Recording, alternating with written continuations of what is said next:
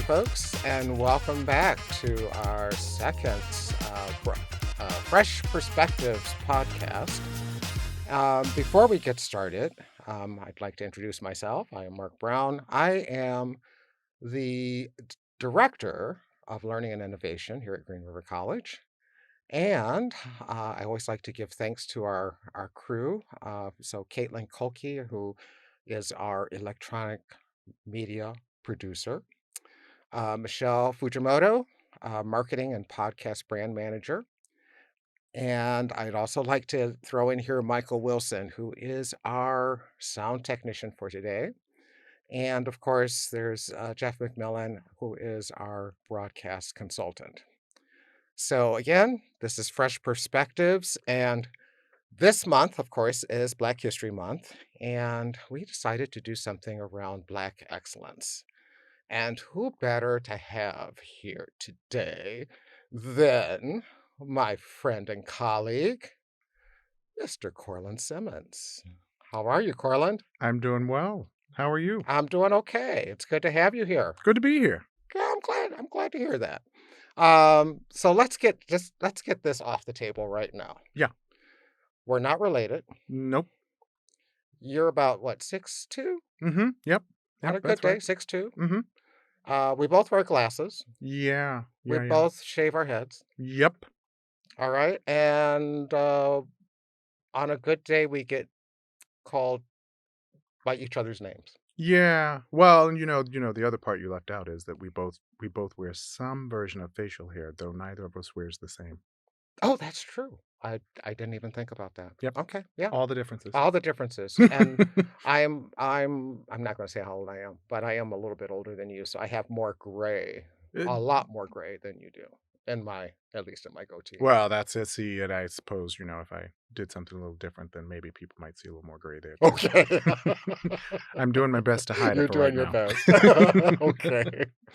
So, Korland is, well, we're just going to jump in here. So, talk to us. I was so honored last year to have been invited to come and see your performance last year in Blue. Yeah. And tell us a little bit about that. About the show and Yeah.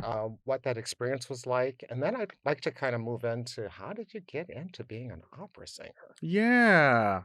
So last February, I think, is when we ran the show. And it's an opera. It's modern, quite modern, called Blue. And it is written by Taswell Thompson and with music by Jeanine Tesori.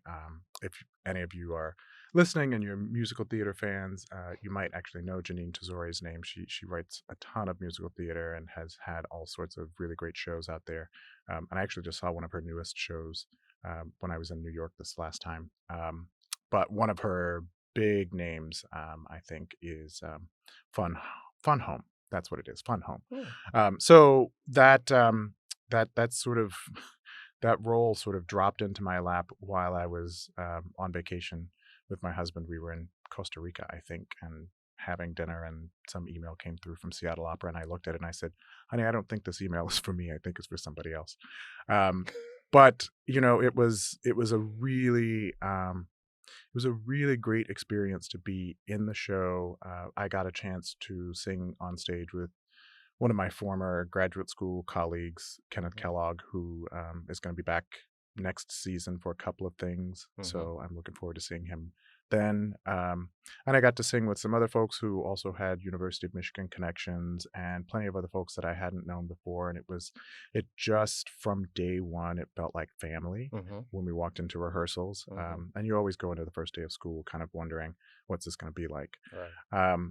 But then the show itself is really, I think it really gets at the questions that I still think that we need to ask ourselves about policing and police interactions, especially with Black bodies. And so we grappled with that as a cast and really worked to tell the story of this particular family. Just a brief synopsis of the opera's plot. When we enter the show, we're greeted by the the policeman father and his colleagues. He is getting dressed as he prepares to go out into the field, and his colleagues are there to um, sort of stop him from walking away from doing his duty. Hmm. And eventually, he comes around to doing it, and then we come to find out that he and his wife, the mother, are expecting, and they have a little boy, and that little boy comes into the world and grows into a teenager by about the middle of the show, Hmm. and he is involved in protests about Black Lives Matter, et cetera, et cetera, Hmm. and that turns into something of a conflict between him and his father. Right. Um, so later in the show, and it's never shown on stage, but later in the show, the son is shot to death by one of the father's um, police colleagues, Hmm. and that is what we deal with for the back end of the show. Right. We are working through the grief of losing him. There's a really fantastic scene in the back half of the show where the mother gets to sing an aria that is all about expressing her grief and Hmm. her rage at Hmm. God for what's happened, and Right. it's one of the most emotionally affecting things I can remember seeing on stage. Yeah.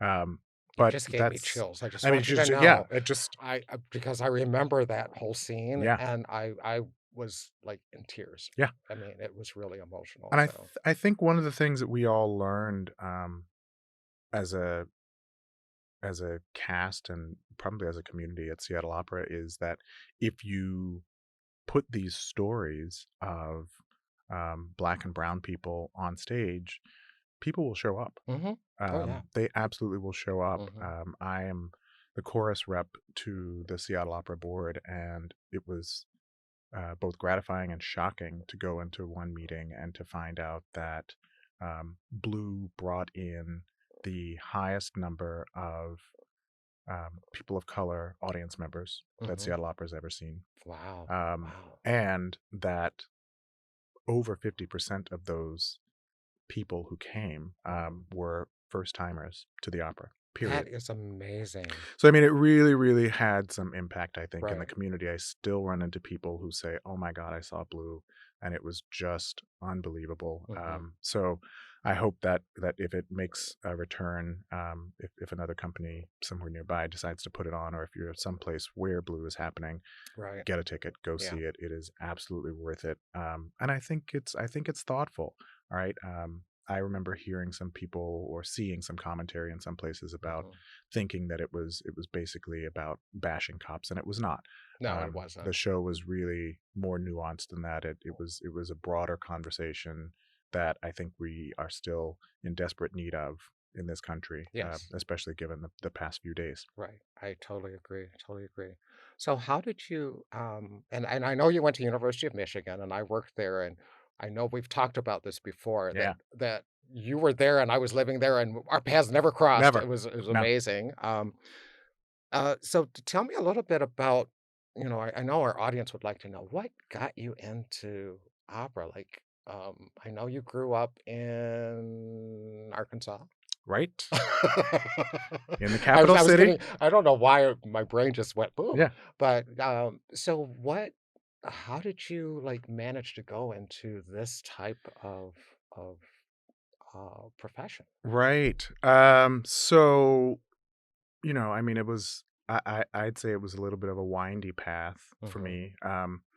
And like you said, I grew up in Arkansas. I grew up in Little Rock, and like most or lots, because I don't know everybody's history, mhm, lots of black kids. I grew up in the church, mhm, and so the church was really the first place where I discovered, oh, I think you might have a little talent here, right? mhm, My mhm, parents discovered it, and the people at church discovered it.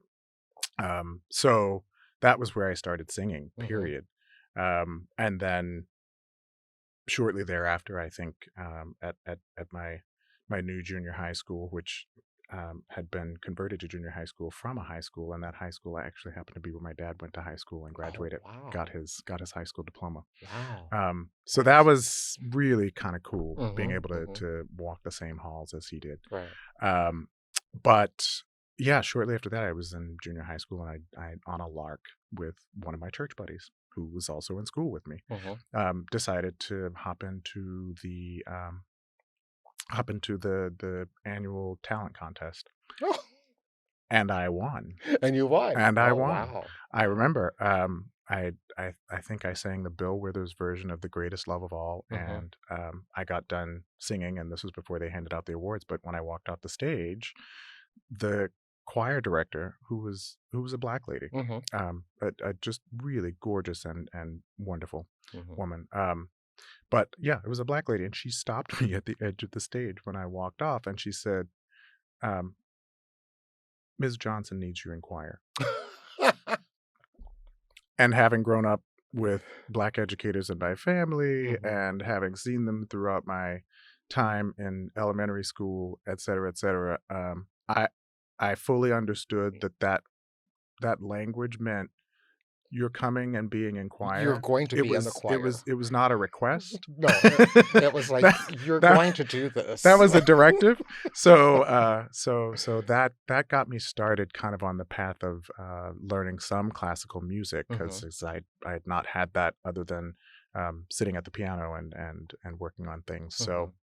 I think those were the things that really gave me the grounding that I needed for going forward and just exploring what else could be out there musically. Right. Um, and having grown up in the church and then come to opera as something of an avocation, Mhm. I'm always mindful of the fact that I can't ever get to opera, couldn't have ever gotten to it without first having learned how to sing "I love the Lord, He heard my cry." Right? Mm. You have Oh, to. oh, no, don't stop. I Okay. had to. I had to start. I had to start with that, and understand really how to kind of get the voice to out to the back of the space, really. Right, I mean, right. those old prayer meetings before Sunday worship, Mhm. those deacons would get up in front of the church with no microphone Oh, I know. and scream right to the back of the church. So Yep. it's like, okay, I got to learn how to do that. Yeah. And clear as Right? day. Clear as a Yeah, bell. yeah, Clear as a bell. yeah, Okay. yeah. I mean, yeah, sure, we had wooden floors and so forth, but Right. still, you gotta work the instrument. Exactly. Um, and then, even once I went to undergraduate, I really still thought of singing as just kind of a fun thing that I did. I Mhm. liked it. I loved doing it. Right, right. But I had no plans on doing anything Professionally. professionally. Okay. And I sang in choir Mhm. in college. But the I think the thing that really kind of set me on the path, Mhm. well, two things. The first thing that really set me on the path was I had complained to my choir director that I missed the um, voice lesson auditions. Oh, okay. It was just a scheduling problem, Mhm.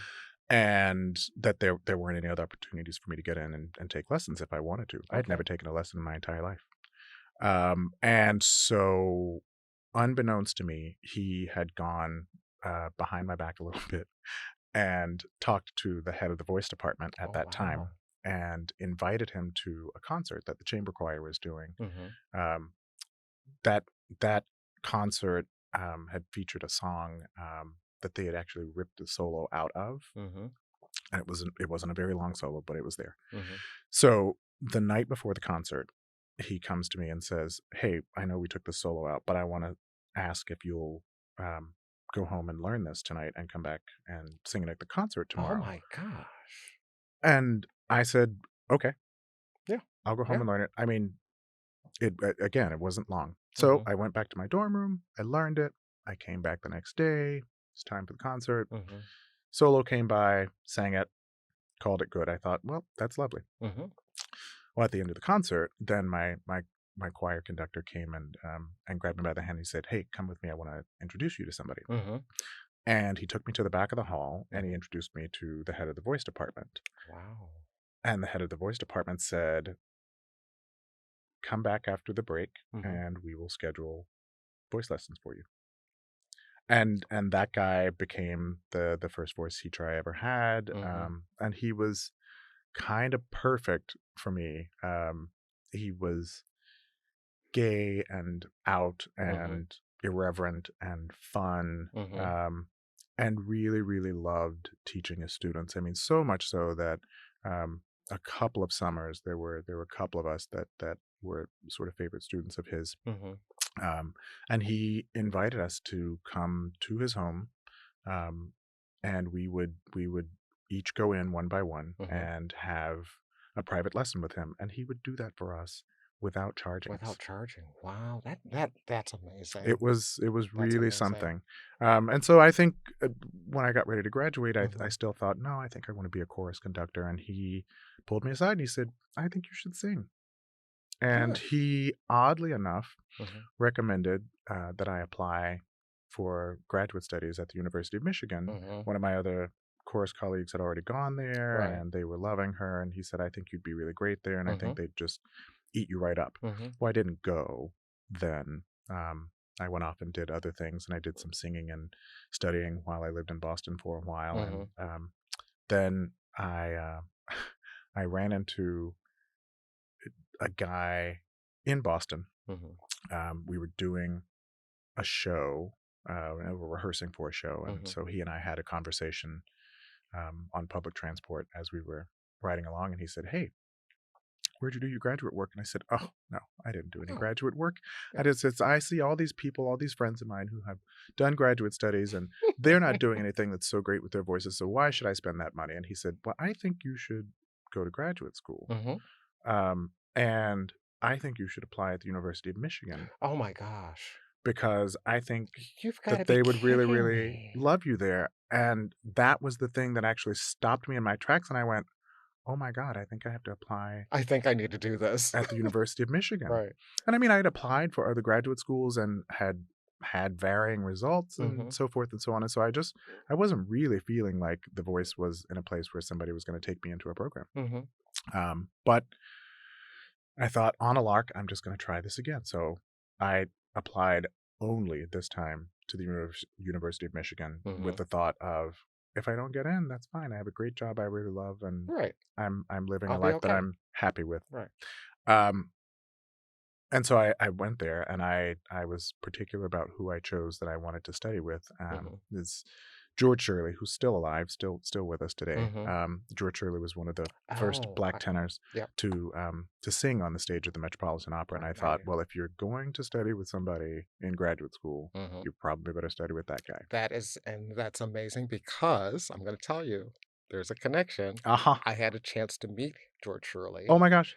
Um, I was invited, to the president's house because he got an award. Yeah, George Shirley got an award, yeah, yeah. and so, my spouse, um, um, at the time was an interim dean, at University of Michigan, Mm. so, of course, all the deans got invited, and so I got to go, and that was my Oh my opportunity to meet George gosh! Shirley, so And it's small yeah, world. it is, it is. So And these little connections just like I they keep know. bubbling up. Where I'm like, I know, isn't that wow, what weird? would have happened if I hadn't gone to Michigan? I know. Side note, speaking of Michigan, my family and I have family connections in Michigan, Mhm, and on top of that, my very first teacher, who was my grandmother, mhm. got her teaching certification at Eastern Michigan At University, Eastern. which is in Ypsilanti, Right. which you will know is just up the It's street. just next door to Ann Arbor, It's right there. and it's also my alma mater. Yeah. So it's just like it's So just all these I little know, I know, I connections. know, I know. It was funny because when I first, well, I I'll be honest with you. When I was applying here and I did my research looking at Green River, and I'm like, and I'm like, oh, there's a person of color. Yeah. Oh, there's a black man working in HR. Guess what? I'm gonna make sure I apply Yeah. and Get connect. over there. And then it's like it's so funny because once we got to know each other and we started talking, 'cause I remember you sharing your story about your grandmother going to school at Eastern, and Yeah, yeah. they were all, and then of course University of Michigan. I was like, oh my gosh, we have so many connections. Yeah. And then I met your dad, and I'm like, oh my gosh, your dad looks like he could be one of my uncles. Right? So I'm like, okay, maybe, who knows? But no, it's really interesting that you've had all of these.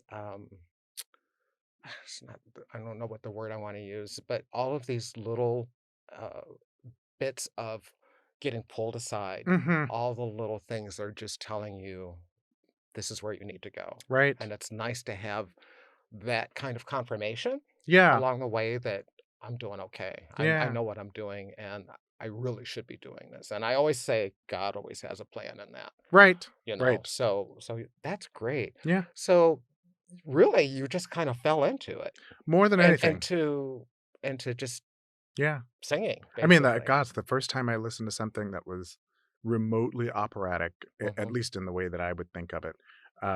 We were going to do performances of the Verdi Requiem, Mhm. and I thought, oh, okay, I'll go to the music library and I'll listen to it. Mhm. And so I went to the library in the early part of the summer, just before the semester ended, and Mhm. sat down with the recording and listened. And I walked away from there thinking, well, we'll get through this. Yeah. I don't love it. I don't think I'm a fan. And so I went away for the summer, and then I came back after the summer, Mhm. or towards the end of the summer, and I sat down with the recording again. I don't know why I decided to sit down with it again, Mhm. but I sat down with it again, and right out of the gate, there was just this light bulb that went off, and I went, "Oh, I get this. Ah. I get this, and I think I want to do this." Yeah, Right? good. Yeah, Like that yeah. was the moment. Um, Oddly enough, that was also right about the time that the soprano soloist on that particular recording, and it's the Atlanta Symphony Orchestra Mhm. from like 80 blah blah blah blah blah. But the soprano soloist on that recording had come to Duke as a voice professor, and Oh, she had just started heading up the voice department. So that's great. I was hearing that voice and going, "Oh, but that's that person That's over that person over there." there. Okay, all right, Wow. okay, I think I Okay. got it. Okay. All right. So yeah, it was a lot of just stumbling and fumbling and falling into it, Mhm. and I think that continues to happen for me even today. Yeah. Like things just kind of even at times when I feel like, okay, I think I can be done with music. I think I can do something else and go do other things. Mhm. There are always just these little things that keep That just keep coming cropping back up. and tapping me on the shoulder. And I'm Right. like, okay, well then there must be something I'm Yeah. supposed to do. Right. You got to use that voice. Yeah. That's what you were given. So share a little bit. What are the challenges you think uh, for Black people going into we have a lot of history. Marian Anderson Mm-hmm. um, was not allowed to sing. Basically, I mean, she did. I mean, Yeah. she Yeah. sang on the I believe steps of the oh my I think gosh, it's the the Lincoln Lincoln Memorial. Memorial. Yeah. Thank you. I Yeah. was trying to think where it was. Um, but an amazing voice, Yeah. and we have Leontine Price, another one of Yeah. she's been one of my favorites. Always. Um, so what do you think are the challenges, especially for a Black man Right. in opera? Right. That's actually Um, what that's a very good question. Yeah, Um, so and one of the things I remember looking at plenty of times, as I started to kind of get into opera was, just the differences in how people receive black female singers, mhm. in this modality, as opposed to how they receive black male singers. Oh, okay. Um, one of the one of the stories that still sticks with me is, um, there are plenty of you who are listening, I'm sure, who will be too young to know the show that I'm about to talk about, or to know the version of the show that I'm talking about, but stick with me. Um, so on the show The Jeffersons, Mhm. there were two actors who played the role of Lionel. Oh, Um, that's right, yeah. and I think the very first of those, I'm not sure if I'm getting the order right, but I think the very first of those was Damon Evans. Mhm, mhm. And Damon Evans, much to my surprise, turned out to be an operatically trained tenor. Oh my gosh, I didn't know And that. Damon Evans had started attempting to have a career Mhm, in opera mhm, and would only ever get hired to sing Sport and Life mm, in Porgy and Bess. right. That was all That that was he all would he get could hired oh for. my gosh. That's And just it got to be so frustrating for him mhm, that he quit the profession entirely and decided to focus on his acting. mm, mm, mm. Um, I think I remember some stories that Mr. Shirley told about the ways that he would be made up for going onto stage, Mhm. but it was it was all in an attempt in some ways to sort of lighten his skin Lightness skin. Yeah. a little bit. Not that he's particularly dark, Right, right. but in an attempt to lighten his skin a little bit. Um, I remember a really funny story that Martina Arroyo told about having been on stage. I forget which role she was singing, but she talked about how they were going to put her in this brown dress, Oh god.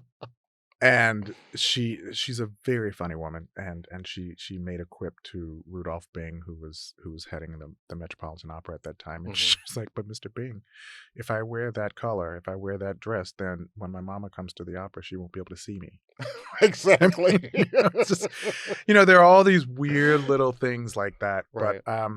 I think we still do struggle some um, with black men and their representations in Mhm, opera.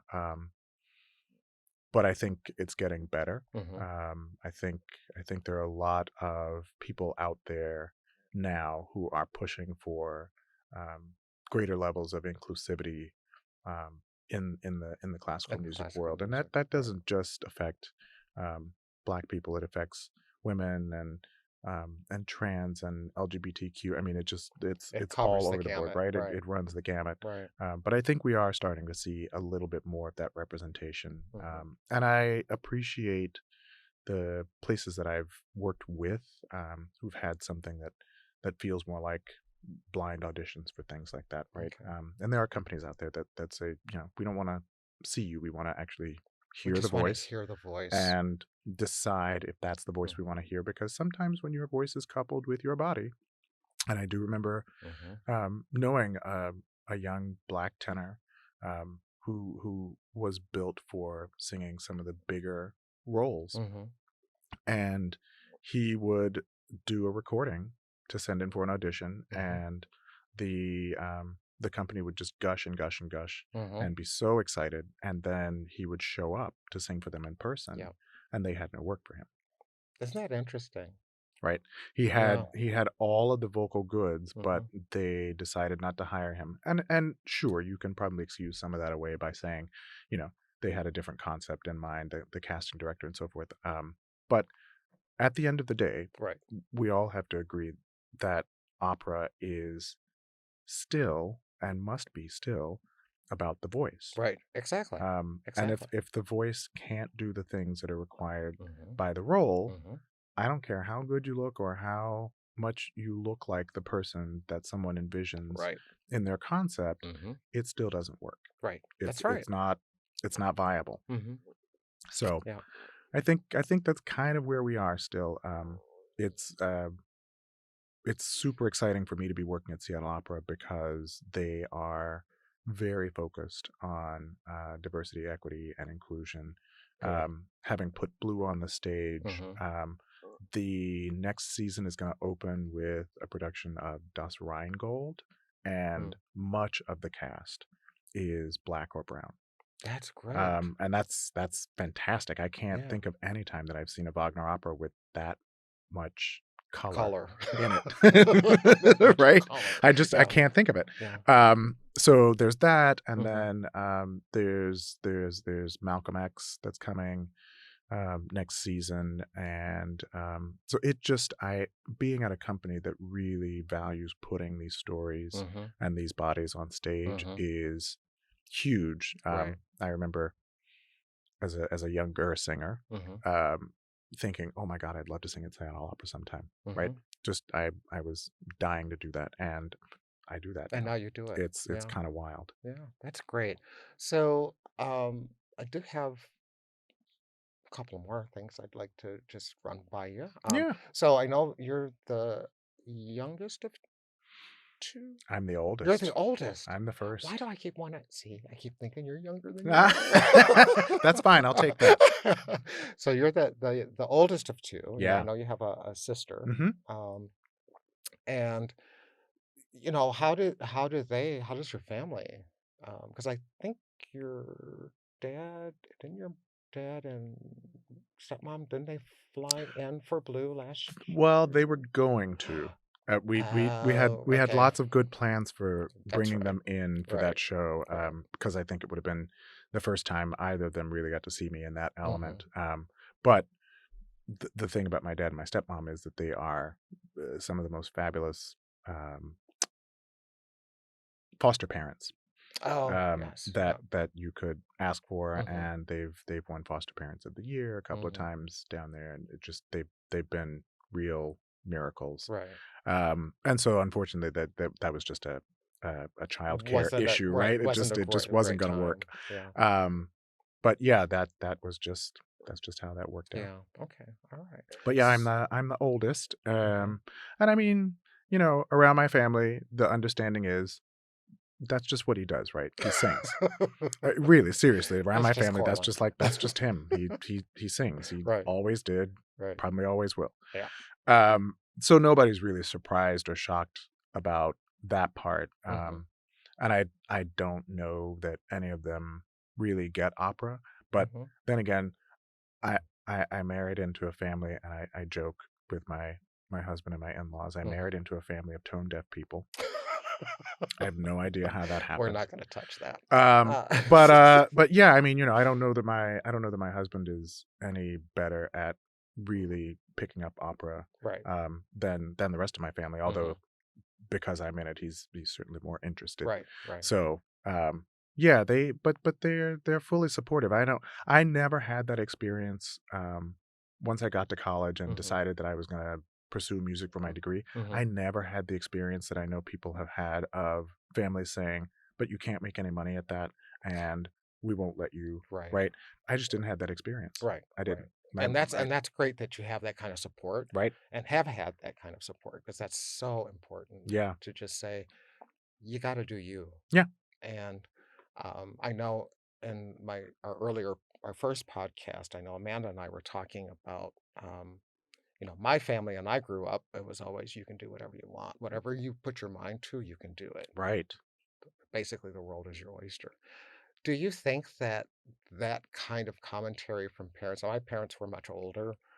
Um, do you think there's a dynamic or I don't know, a different generational idea? Like Mm, Amanda was sharing that her family was like, you either go to college, you go to technical or whatever, but you do some of those things. hmm. Whereas there's a little bit of a difference, I think, generationally Yeah. in terms like I didn't have a choice. I had to go to college. It was like you're Right. going to college regardless. Yeah.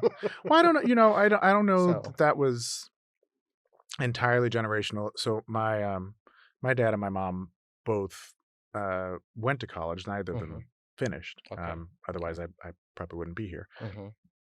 But Well, they went to college, and mhm. I my dad grew up with a teacher, Yeah, right, yeah, in the house.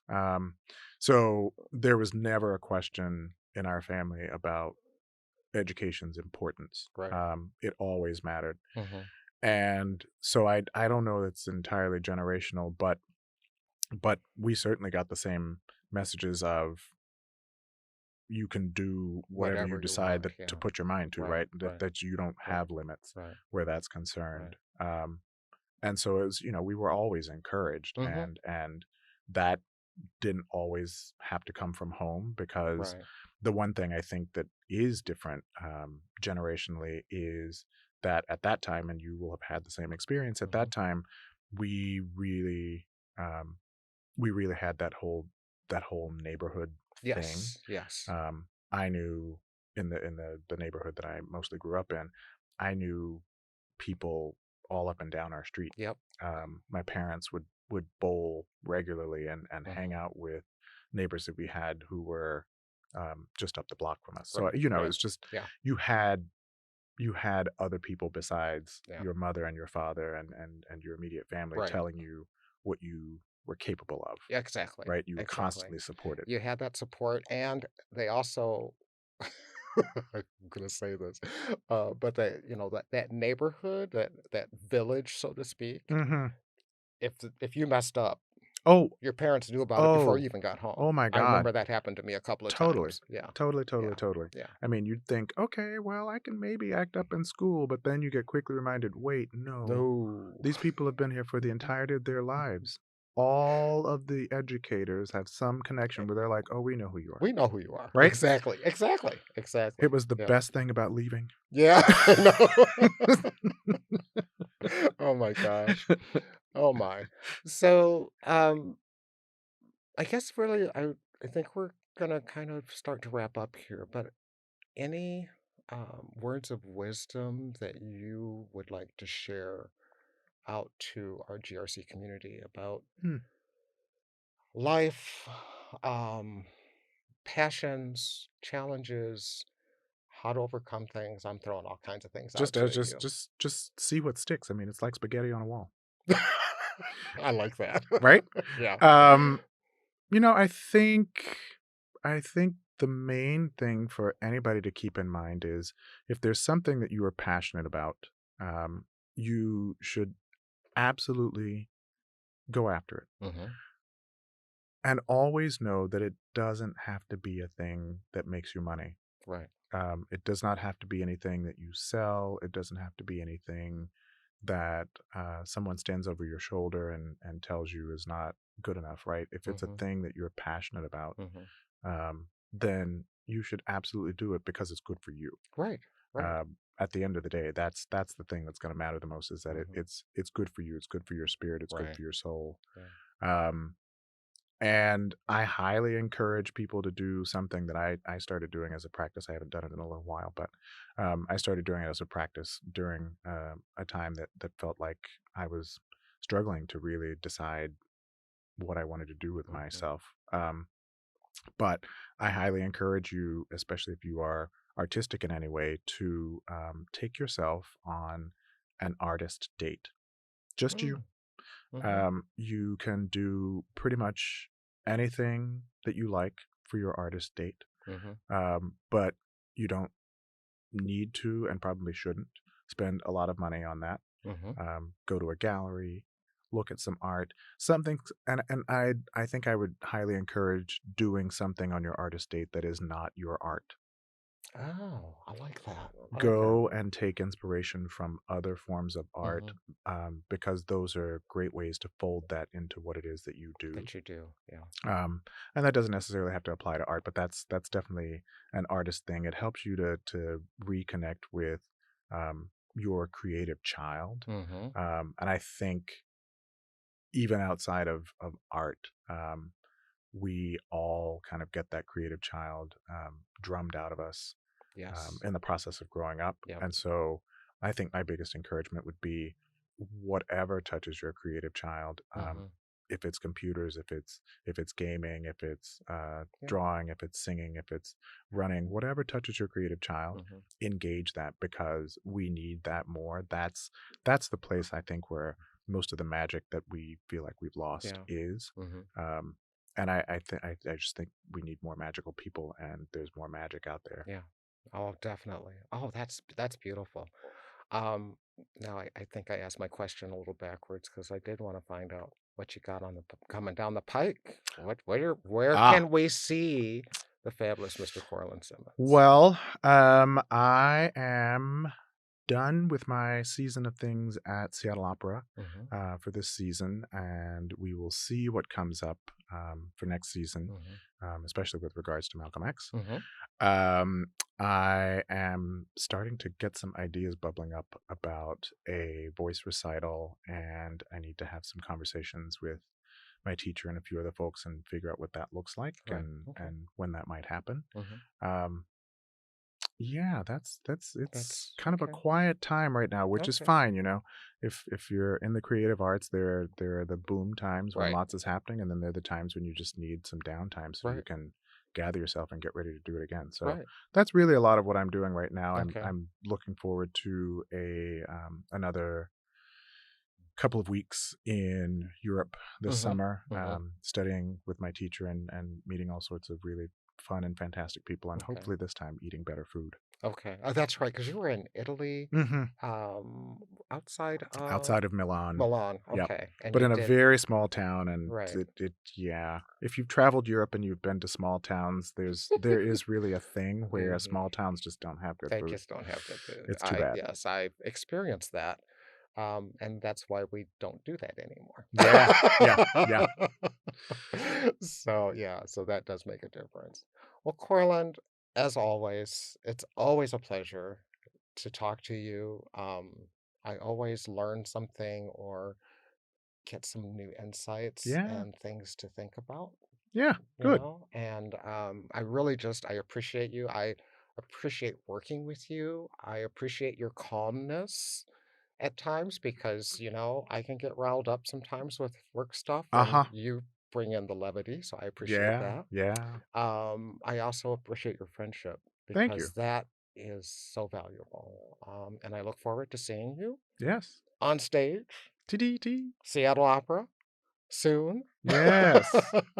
After you get through this little break. Yeah, and the break is good. And I'm looking forward to It's very Malcolm good. X. That sounds very interesting. That's gonna be a great show. Yeah, so that I've sounds been talking interesting. about that for a year with people, and just Okay. I'm so excited for that to get here. Okay. So, folks, keep your eyes open for Malcolm X, the opera. I'm going to just say it that way. Yeah. Um, and from Fresh Perspective, or I should say Fresh Perspectives, and we're going to sign off.